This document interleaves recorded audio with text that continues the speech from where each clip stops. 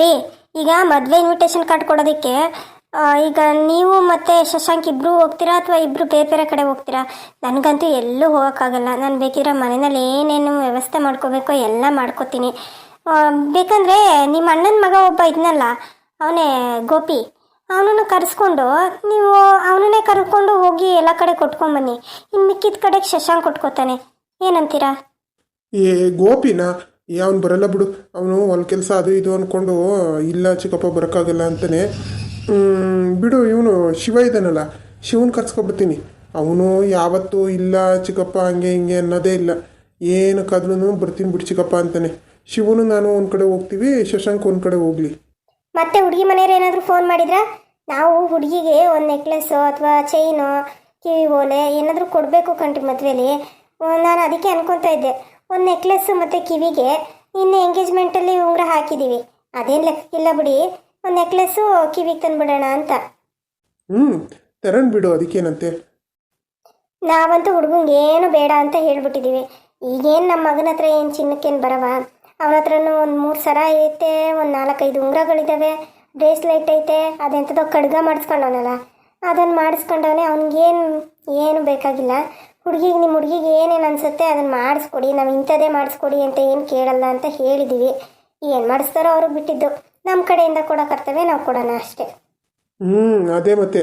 ಆಮೇಲೆ ಈ ಶರ್ಮಿಳಾ ಬೇರೆ ಅವತ್ತು ಬಂದೋದ್ಲಲ್ಲ, ನನಗೆ ಯಾಕೋ ಒಂಥರ ಅವಳನ್ನು ನೋಡಿದ್ರೆ ಅಯ್ಯೋ ಪಾಪ, ಏನಾದರೂ ಒಂದು ಅವಕಾಶ ಕೊಡ್ಬೋದಿತ್ತೇನೋ, ನಾವೇ ದುಡುಕ್ಬಿಟ್ವಾ ಅಂತ ಅನ್ನಿಸ್ತದೆ ಕಣೆ.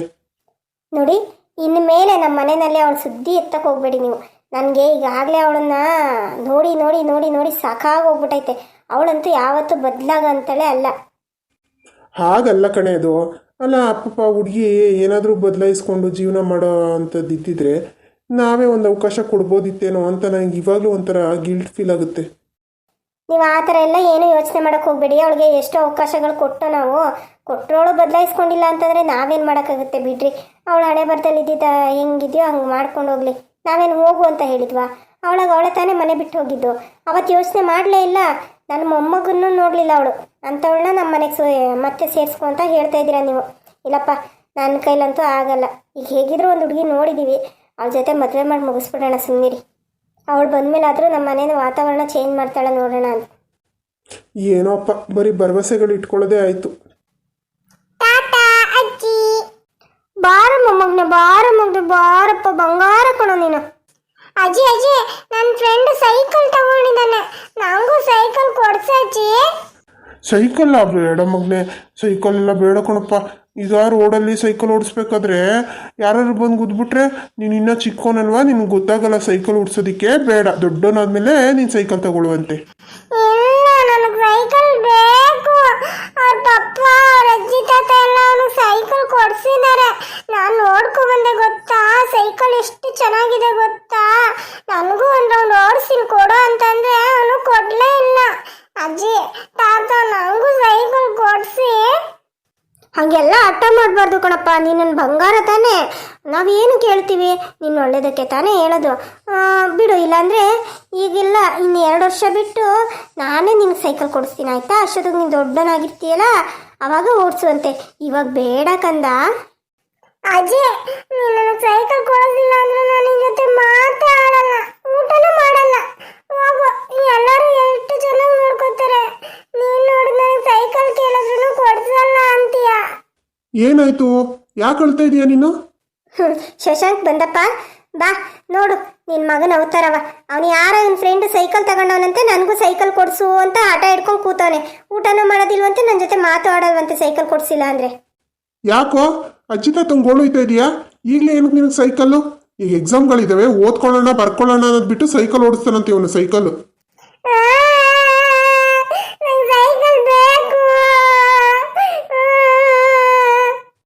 ಅಯ್ಯೋ ಸಾಕು, ಸುಮ್ಮನಿರೋ.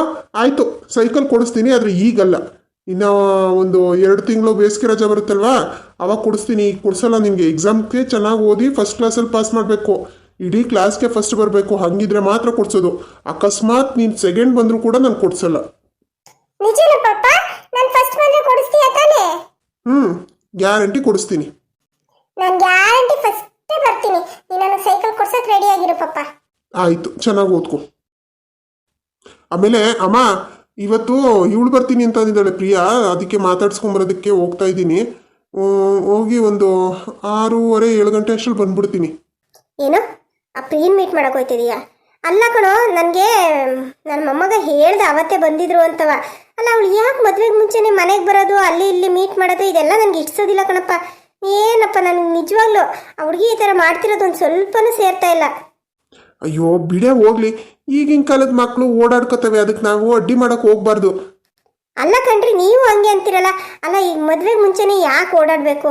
ಅಲ್ಲದೆ ಜನ ತಲೆಗೆ ಒಂದೊಂದು ಮಾತಾಡ್ತಾ ಕೂತವ್ರೆ, ಅಂಥದ್ರಲ್ಲಿ ಇವರೆಲ್ಲ ಈ ಥರ ಮಾಡಿದ್ರೆ ನಮ್ಮ ಮರ್ಯಾದೆ ತಾನೇ ಹೋಗೋದು. ಏನಾಗಲ್ಲ, ಸುಮ್ಮನಿರೆ ನೀನು. ಹೋಗಪ್ಪ ಶಶಾಂಕ್, ಹೋಗಿ ಅದೇನು ಮಾತಾಡ್ಕೊಂಡು ಬಾ.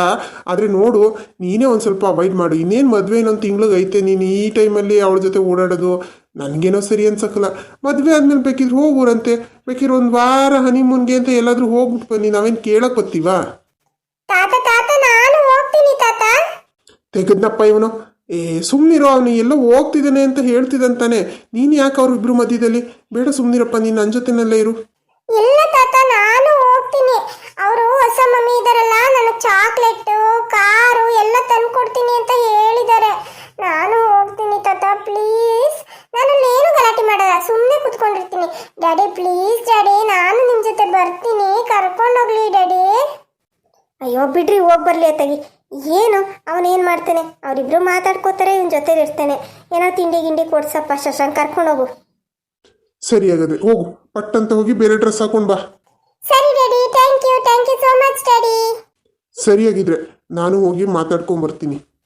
ಸರಿನಪ್ಪ, ಆಯಿತು. ಯಾವುದಕ್ಕೂ ನೀನು ಹುಷಾರಲ್ಲಿ ನೀನಿರಪ್ಪ. ಛೇ, ಈ ಶಶಾಂಕ್ಗೆ ಸ್ವಲ್ಪನೂ ಮ್ಯಾನರ್ಸೇ ಇಲ್ಲ. ನಾನು ಬಂದಾಗಲೇ ಅರ್ಧ ಗಂಟೆ ಆಯಿತು, ಇನ್ನೂ ಬಂದಿಲ್ವಲ್ಲ. ನನಗೂ ಓಡಾಡಿ ಓಡಾಡಿ ಸಾಕಾಗೋಯ್ತು. ಎಲ್ಲರೂ ನನ್ನನ್ನೇ ನೋಡ್ತಾ ಇದ್ದಾರೆ. ನನಗೊಂಥರ ಶೇಮ್ ಆಗ್ತಾ ಇದೆ. ಅಷ್ಟು ಹೇಳಿದ್ದೀನಿ ಬೇಗ ಬನ್ನಿ ಅಂತ, ಇಷ್ಟಾದರೂ ಬಂದಿಲ್ವಲ್ಲ. ಇವಾಗಲೇ ಈ ಥರ ಇವರು, ಮುಂದೆ ಯಾವ ಥರ ಇರ್ತಾರೋ ಏನೋ. ಆಲ್ರೆಡಿ ಬಂದ್ಬಿಟ್ಟಿದ್ದಾರೆ. ಪ್ರಿಯಾ ಅವರೇ, ಅಬ್ಬಾ ಸದ್ಯ ಇವಾಗಲಾದರೂ ಬಂದ್ರಲ್ಲ. ಅಲ್ಲ ಶಶಾಂಕ್, ನಾನು ನಿಮಗೆ ಎಷ್ಟು ಸರಿ ಕಾಲ್ ಮಾಡಿದ್ದೀನಿ ನೋಡಿ ಫೋನಲ್ಲಿ. ಅಷ್ಟು ಕಾಲ್ ಮಾಡಿದ್ರು ಕಾಲೇ ಪಿಕ್ ಮಾಡಲಿಲ್ಲ ನೀವು.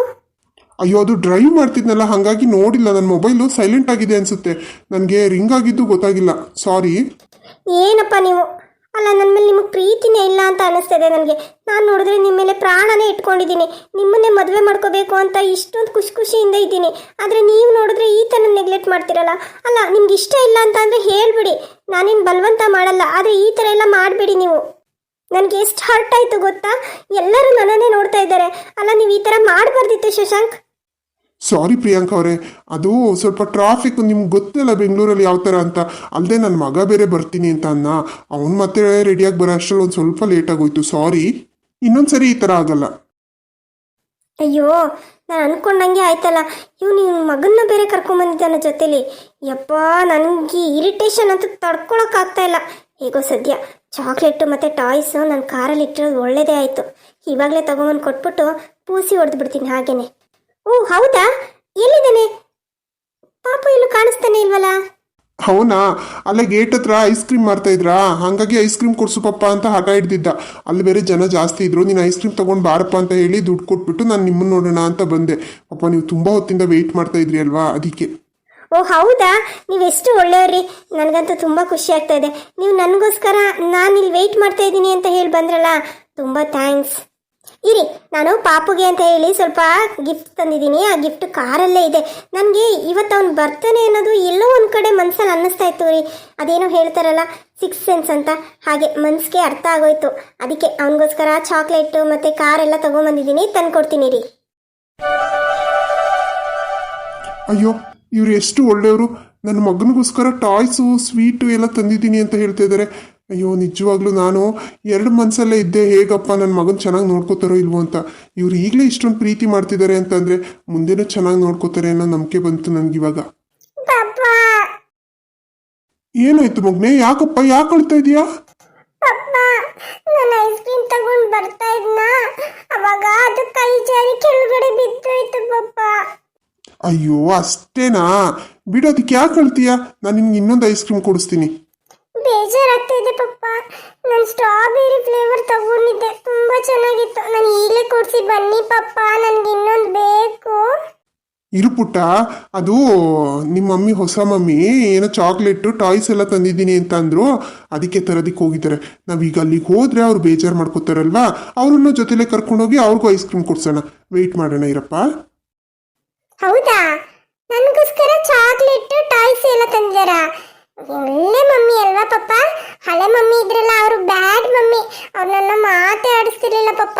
ಈ ಮಮ್ಮಿ ತುಂಬಾ ಒಳ್ಳೆಯವರು. ನಾನು ಎಷ್ಟು ಚೆನ್ನಾಗಿ ಮಾತಾಡಿಸ್ತಾರೆ ಗೊತ್ತಾ. ಮೊನ್ನೆ ಫೋನಲ್ಲೂ ಹೇಳಿದ್ರು, ನನಗೆ ಏನೇನು ಬೇಕು ಎಲ್ಲ ಕೊಡಿಸ್ತೀನಿ ಪುಟ್ಟ ಅಂತ ಅಂದ್ರು.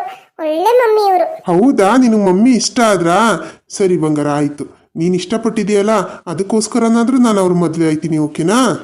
ಪಪ್ಪ, ಹಾಗಾದ್ರೆ ಅವ್ರು ನನಗೆ ಚಾಕ್ಲೇಟ್ ಕೊಡ್ಸಿದ್ರೆ ನಾನು ಚಾಕ್ಲೇಟ್ ತಿಂತೀನಿ. ನೀವು ಬೈಬಾರ್ದು ಆಯ್ತಾ. ನಾನು ಮನೆಗೆ ಹೋದ ತಕ್ಷಣ ಬ್ರಷ್ ಮಾಡ್ಬಿಡ್ತೀನಿ ಪಪ್ಪ, ಪ್ಲೀಸ್. ಸರಿ ಆಯ್ತು.